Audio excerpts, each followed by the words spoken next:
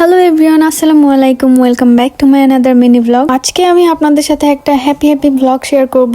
আমি আর আমার বান্ধবী মিম, আমরা তো একটানা 4-5 বছর একই ক্যাম্পাসে পড়াশোনা করেছি। প্লাস আমরা দুইজনই হচ্ছে খুলনার। আমরা একই সাথে যাওয়া আসা করতাম, কিন্তু কখনোই আমরা দুইজন খুলনায় একসাথে মিট করিনি। তো এই 4-5 বছর পরে এসে আমি আর মিম একসাথে দুইজনে খুলনায় মিট করলাম। নিউ মার্কেটের অপোজিটে যে একটা মিনি মার্কেট দিয়েছে, ফার্স্টে আমি আর মিম ওখানে একটু ঘোরাঘুরি করলাম। দেন ওখান থেকে আমি আর মিম আসলাম খাওয়া দাওয়া করার জন্য একটা রেস্টুরেন্টে। এখানে আমরা oven bake chicken pasta order দিয়েছিলাম। ও বলছিল যে এই রেস্টুরেন্টের এই পাস্তাটা অনেক বেশি মজা হয়, ও আগেও ট্রাই করেছে, তাই ভাবলাম যে আজকে আমরা একসাথে এটাই খাই। আসলেই মজা ছিল, আমার কাছে বেশ ভালোই লেগেছে। বাসায় আসলে আমার আসলে সেইভাবে বাইরে বের হওয়া হয় না, সারাদিনই আমি ঘরের মধ্যে থাকি। তো ওই দিন মিমের সাথে বাইরে বের হয়ে আমার এত ভালো লেগেছে। আমরা দুজন ওই দিন অনেকক্ষণ গল্প করেছি, আর রেস্টুরেন্টটাও অনেক ফটোজেনিক ছিল। মিম আমাকে অনেক সুন্দর সুন্দর ছবি তুলে দিয়েছে। যদিও পাস্তাটা মিনি পাস্তা নিয়েছিলাম, তারপরেও আমরা দুইজনের কেউই খাবারটা শেষ করতে পারিনি। পাস্তা খাওয়ার পর মনটা এত বেশি আইসক্রিম করছিল, আমি এই রেস্টুরেন্টে আসার আগেই মিমকে বলছিলাম যে আমি কিন্তু আইসক্রিম খাবো আজকে। তো ওখান থেকে দৌড় দিয়ে চলে গেলাম দুইজনেই আইসক্রিম খেতে। আর এখানে আসলে আমি ম্যাঙ্গো আর ব্লুবেরি ফ্লেভারের এই আইসক্রিমটা আমি খাবোই,